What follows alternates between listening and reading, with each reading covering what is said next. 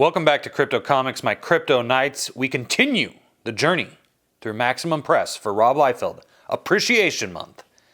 This is a comic book published by Rob Liefeld's Maximum Press, but it was created by Extreme Studios Talent Search winner Marat Mychaels, who did a lot of work for Rob at the beginning of his career, exclusively, basically.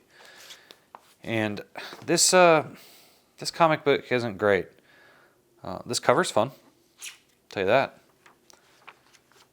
This is penciled by Fabio Laguna, and it starts like the Terminator. This chick just like shows up. Scripted by Chris Goffard, and the big issue with this, well, we'll talk about the issues in a second. So like there's the chick, right? Her name is Order. She's barely 17. For the second time in too few years, time slows to a stop as she witnesses the murder of the only person on Earth that she truly loves. Without warning, the fate of their union is sealed in death. In the 3 years she's fought at his side, she's seen her partner shot repeatedly with weapons of every caliber. She's seen him take enough punishment to level a small army. He cheated death at every turn. It never occurred to her that he could die. She watches in horror as a force of unimaginable power strikes him down. And this is Law. The fallen giant shudders. Blood pouring from... Okay, so it goes on. And then these dudes show up. His name's Max Spear. And he wants the chick. And this wasn't good, guys. I'm not going to make you suffer through it. Fabio Laguna's art is good in the future. But this, I don't know if he was young. Like, this is looking pretty good. This is fun. Some of the stuff's good. But I feel like they just kind of were rushing things to get them out. And like the homeboy has died. He's taken this teenage girl from the streets and given her a chance to be a soldier from a different planet, because he's from a different planet. Your fairy tales lie. There are no gods. The universe holds no justice save that which is imposed. No moral law save that which is forced upon it. We are not gods, but we have elected to keep the ledger, to balance the scales, to bring law into a universe intrinsically devoid of it. We will not permit you to die, Selbrom. You are not worthy of release. The blood of innocence still screams for retribution. There are many worlds on which evil rules. This is one of them. Here you will atone. Here you will spill the blood of the guilty. Every one you purge will erase from the ledger the wasted life of an innocent. She never knew how much of the story to believe. It sounded so crazy, so impossible, but he showed her many impossible things. And then this chick shows up, and she's going to find the girl, and it can begin again. Whatever that means. We never are going to actually find out. And they're cutting him open, and they discover internal anatomy unlike any I've ever seen. 2 hearts, an extra pair of lungs, augmented skeleton and nervous system, cybernetic implants of a dozen varieties. A body built for war, boss. On a lucky day, one of our super soldiers might have lasted 30 seconds against him. Take a look at this.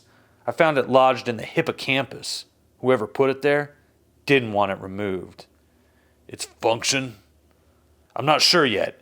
It transmits periodic energy pulses along metanormal frequencies. But it may serve more than one purpose.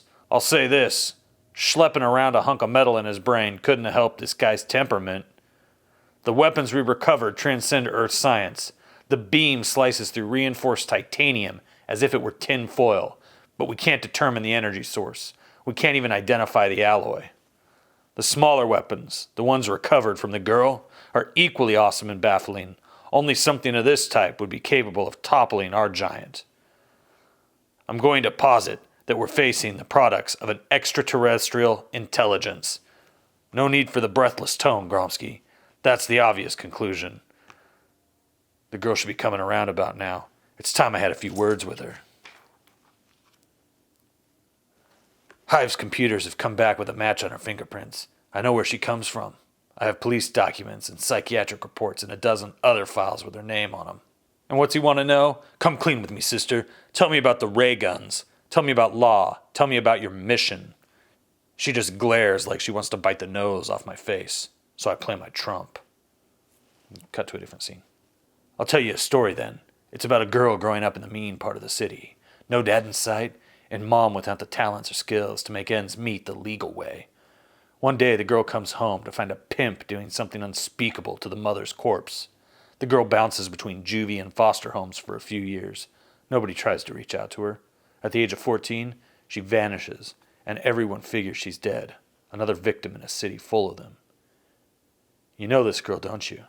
Her name's Vanessa Kelly. She reacts as if she hasn't heard her real name in years.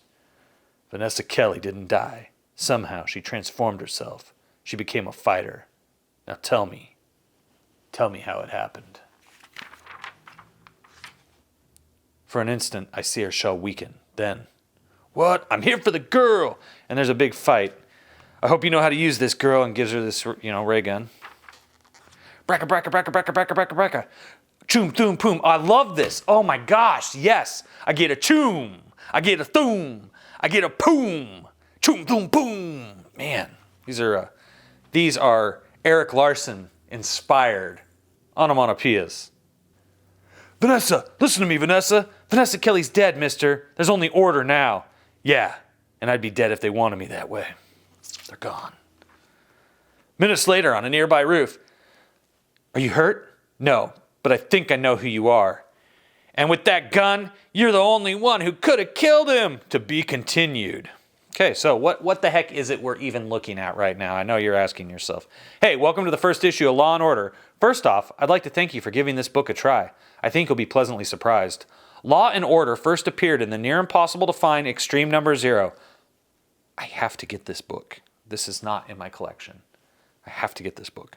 And then they were in 2 short follow-up stories in Extreme Hero and Maximum Hero. We looked at Extreme Hero earlier in Rob Liefeld Appreciation Month. Every convention I've gone to from that point on, I've been asked, when are we going to see more Law & Order? I had a great story I'd developed around the characters, but the timing was never right to reintroduce them in any of the books.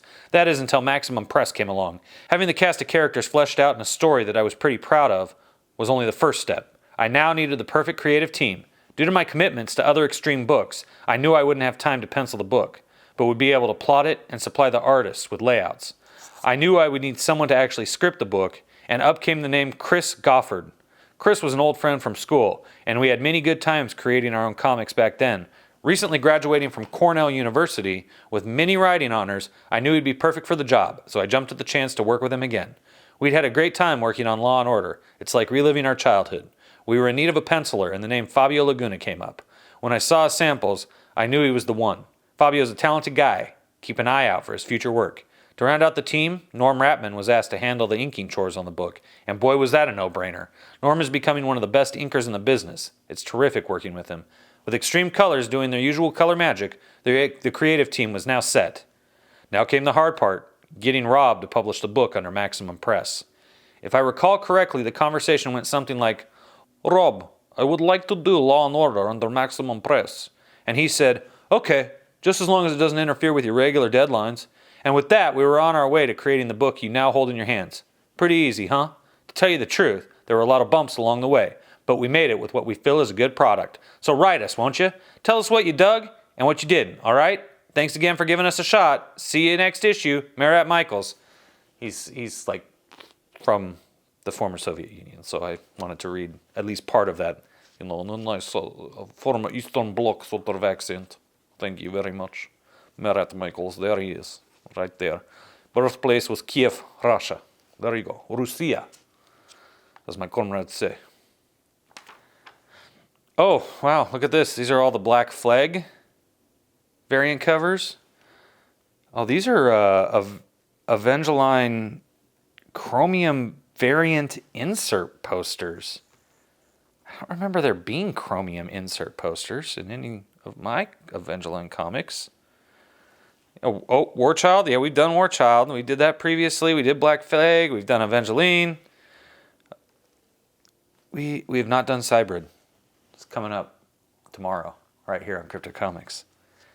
Battlestar Galactica. I'm not doing that. I don't dig it. Who really has the power? Crypto Comics. That's why he doesn't have to do Battlestar Galactica. Vogue number 1. I have this. Only got a few days left in Rob Liefeld Appreciation Month. We're not going to get to it. Riptide, I didn't even know or I would own it because I really like Riptide. Oh, anyway. Yo, check it out. Law & Order issue 2, right? So the drama continues. You Murdering Witch.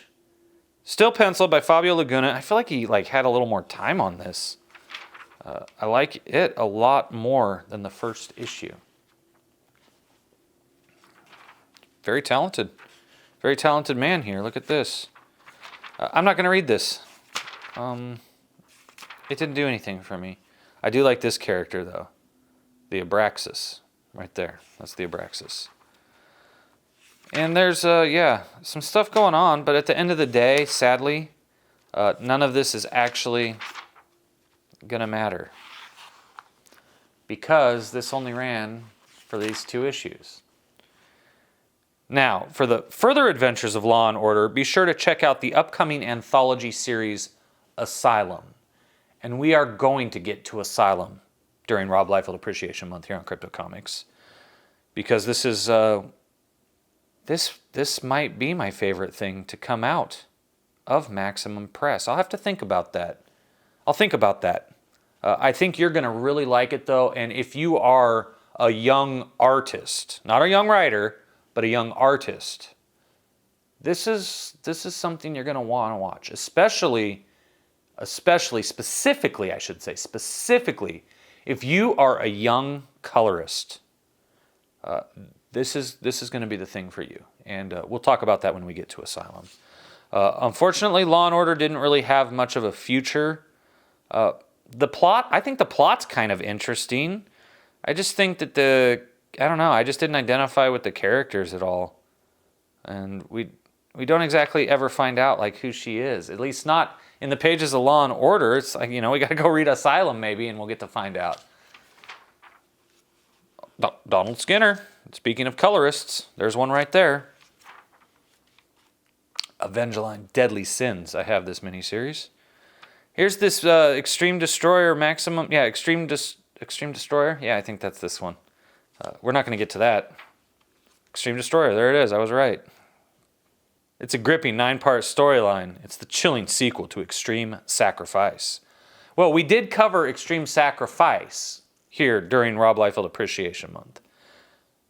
Unfortunately, Extreme Destroyer we might not be able to make it. I don't believe I have the Extreme Destroyer epilogue, just the prologue. Night Strike number 1 didn't have anything to do with Extreme Destroyer at all.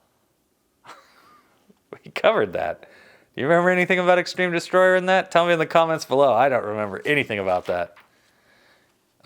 Asylum number 2, introducing Mike Diodato's Death Kiss. Well, we'll see if Death Kiss is actually in Asylum issue number 2. That's kind of part of the problem with Maximum Press. That's kind of the problem with Rob in general. No accountability. No accountability. Tons of passion. Tons of drive. Just nobody steering the financial ship. Nobody steering the publication wheel of the ship.